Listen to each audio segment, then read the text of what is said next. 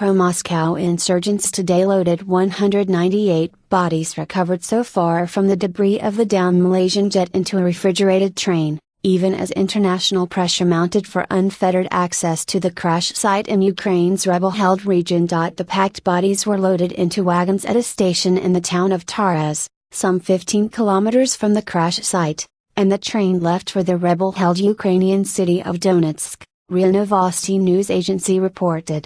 The smell at the station was unbearable, and separatists guarding the grisly cargo had pledged not to move the bodies until international experts arrive, Organization for Security and Cooperation in Europe, OSCE, spokesman Michael Bociurkiw said.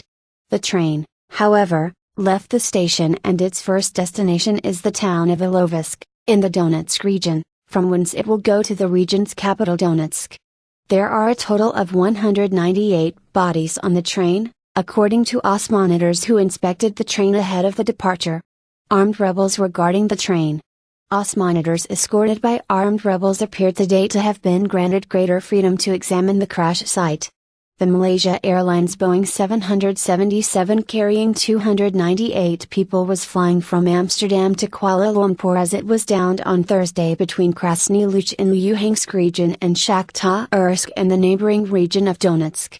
It is believed that flight MH17 crashed after being hit by a surface-to-air missile fired from the rebel-held area.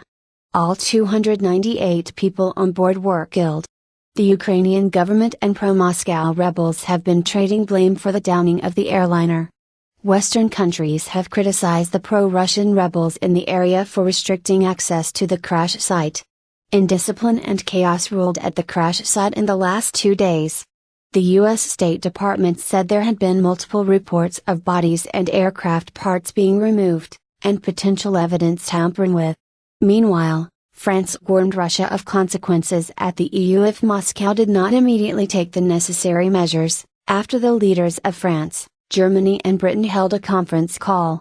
World leaders have demanded Russian President Vladimir Putin to use his influence to persuade the rebels to hand over the victims and allow international investigators unfettered access to the crash site.